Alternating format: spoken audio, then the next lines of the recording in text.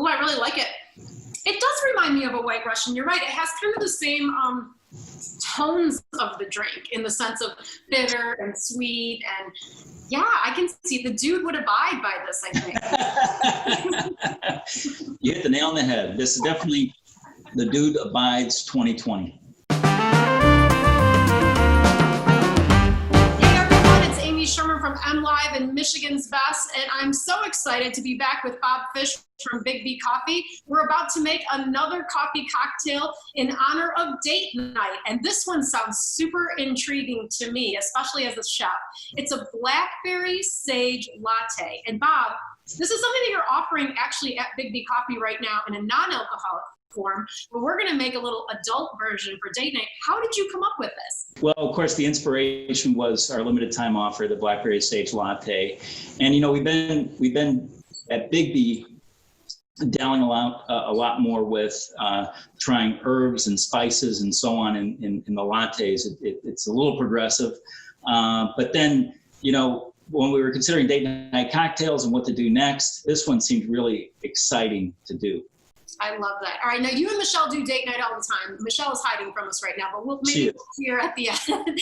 And I love this. It's been important to you, I mean, throughout your relationship, but also through this crazy pandemic to take a minute to make something truly special. I mean, when I looked at the ingredients for this Blackberry Sage Latte, this is not just I mean, you can throw it together, but it takes a minute. It takes a little time and a little care to make something for someone you love. That's right. And, you know, we celebrate date night every Friday night without fail.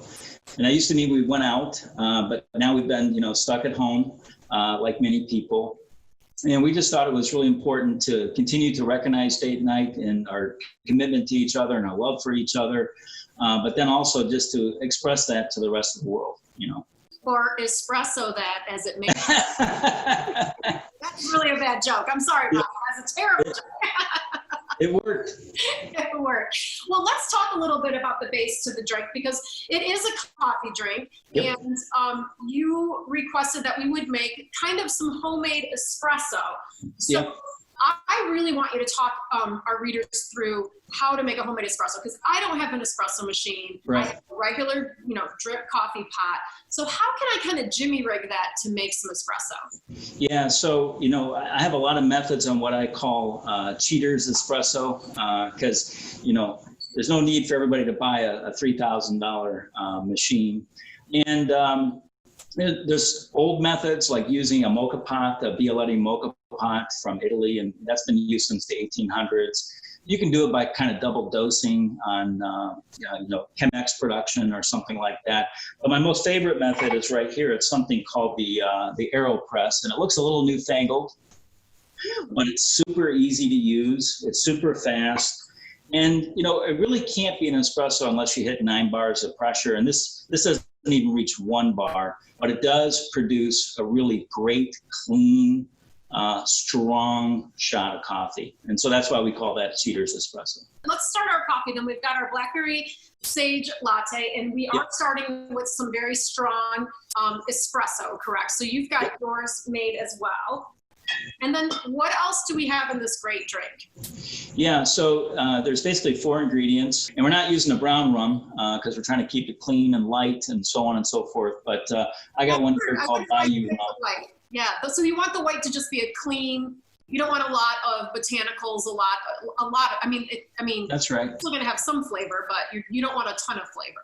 No, and so it's not quite as clean as a vodka. And what I would say is this particular rum, although you could use any white rum, is very buttery, and that has a really nice mouthfeel altogether. And then another ingredient, of course, because you know this is a very herbaceous drink, is gin. And gin sort of hits that botanical note, that herbaceous note, and it is a Blackberry Sage Latte. So we only use about 2 ounces of that, 4 ounces of the rum, but it just gives a little hint of that brightness that comes from herb. So I picked for gin because it's one of my local favorites, and I'm sure you've seen these guys, Ironfish. Oh yeah. Up in Thompsonville, Michigan producer. Love Sarah Anderson, who reps these guys. And so this one has, I'm interested to see how it works with the sage, because it does have a little bit of a a tiny bit of a pine resin, but more of a North Woods feel to it. Perfect. Is how I would describe it. So we'll see how that one works. Yeah. And then we have, of course, the blackberry. And Yeah. I'm so excited that you chose the king of the extracts, Yeah. Monin syrup, which is, I think, the highest quality syrup out there for coffees. Totally. And, you know, all these flavors are developed in France. And I call it Monin syrup, but the actual, you know, if you're in France, it's Monin. But that's just too affected to say here for sure. But they are brilliant at matching flavors that you know, are really almost hard to imagine. And it's not just a pure extraction, it's a real science how they build the layers of these particular flavoring agents. And one of my favorites besides blackberry, of course, is hazelnut. And you know, the funny thing about hazelnut, if you were to squeeze hazelnut nuts, there wouldn't be much flavor to them, but somehow they're able to build these layers of flavor to give you a flavor profile exactly what you would expect. We're going to garnish our drink with some special stuff too. Do we want to do that now, or do we want to wait till the end? No, I like getting it done ahead of time so we can have a hard close, hard finish. So, and it can be a little messy, but the garnish shouldn't surprise anybody. You know, it's both blackberry and sage, and we're just going to toothpick it a little bit. And we're going to take 2 blackberries and 1 small piece of sage. Sage is pretty strong, so you don't need a lot of it. And I've got in front of me here a little of the blackberry syrup in a bowl and a little sugar in the bowl. And I just dipped the sage leaf in the blackberry syrup, rolled around the sugar, and then essentially take 1 blackberry and put it on a toothpick, and then take that candied sage and slide that on, and then slide another blackberry. And it's a nice way to dress the drink in the end. My sage is flowering right now, if you can see that. Perfect. Yeah, so I'll use a little bit of that. You're growing it at home. I do want to make sure to sort of set up the glasses too, because I like that sugar to dry on the rim. So we're going to take our glass. Yeah. And we're going to dip it in the syrup, right? In the blackberry syrup, yeah, just like this. Okay. And just a little bit on the edge, and you want to get the dripping off. Okay. And then dip it right into your baker's sugar. Now, this is a much finer sugar than, you know, your typical cooking sugar. It is, but if you don't have baker's sugar, what you can do is throw your sugar in your food processor or coffee grinder and whiz it up. Totally.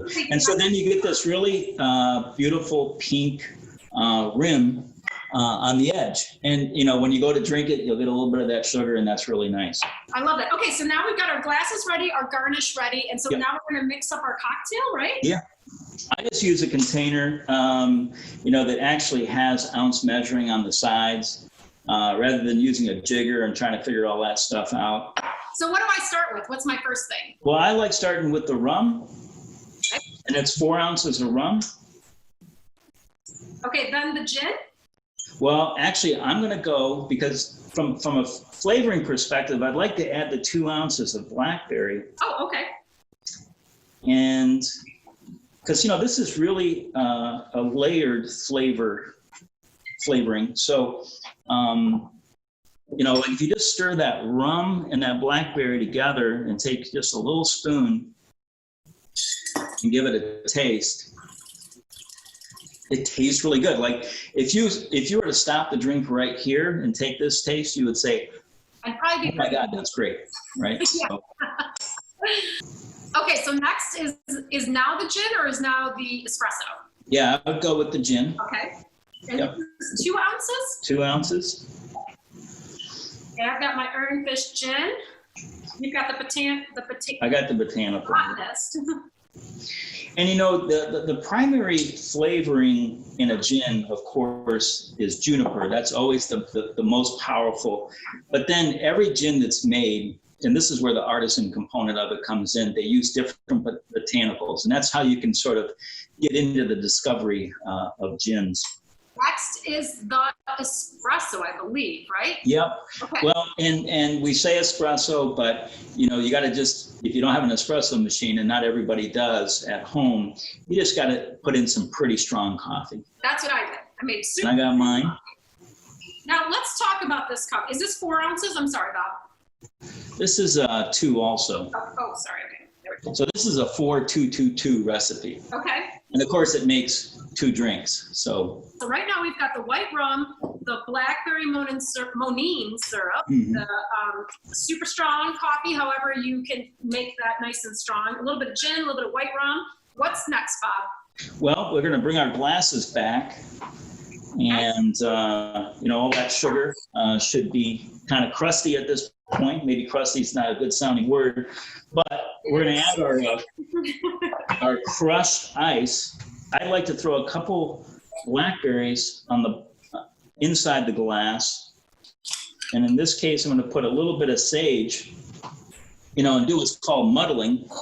This is a big muddler.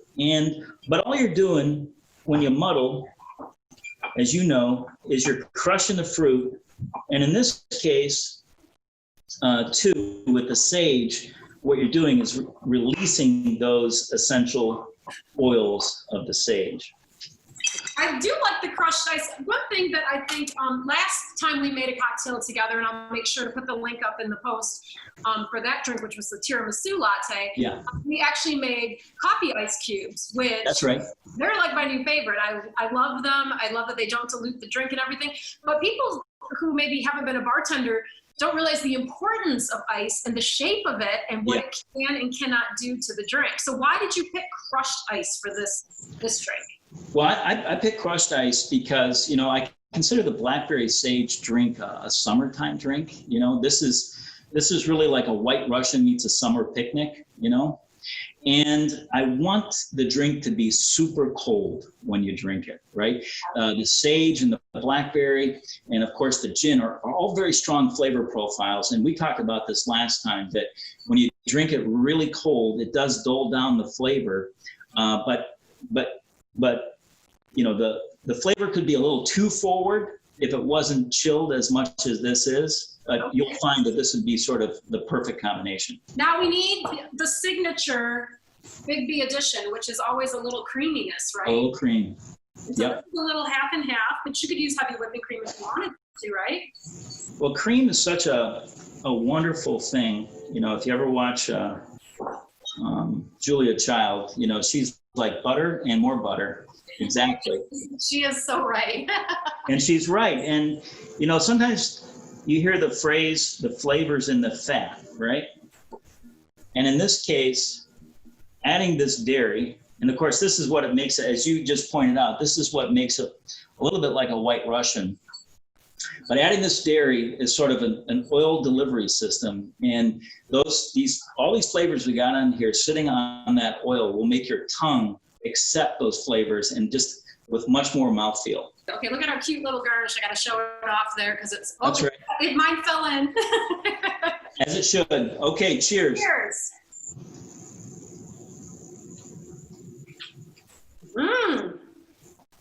Yeah. Okay, I love the sugared rim because you get that big bolt of sweetness first with a little bit of fruit, and then you get the drink, which has definitely got those big notes of gin, herbs.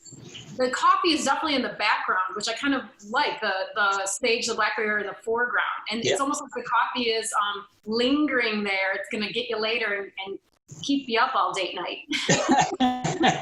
Not such a bad thing. I like it. Well, right now you can go to Biggby and try a non-alcoholic version of the Blackberry Sage Latte. You can get it, if I'm not mistaken, you can get it hot, cold, or frozen, right? Right. We say hot, iced, or frozen, but yes. There you go. I stopped by the other day and we all got frozen mochas and caramel mochas, and everything was absolutely delicious and such a fun treat. It's such a great shake, right? Totally. Was Michelle going to come over and say hello for just a second? She may not want to. She's been hiking all morning long, and she feels a little self-conscious. She's got to poke in like that. There we go. Thanks, Michelle. Well, Bob Fish, if people want to figure out where their closest Biggby is or learn more about the products that you have, and maybe, stop by their local franchise to get some great ground coffee, including Biggby's best. Where should they go for more information? Yeah, you can always go to biggby.com, but if you pull up your phone and type in the word Biggby, it'll pull up locations right next to you in a heartbeat. But you can buy our coffee, at our stores. You can buy it on Amazon. You can buy it at biggby.com.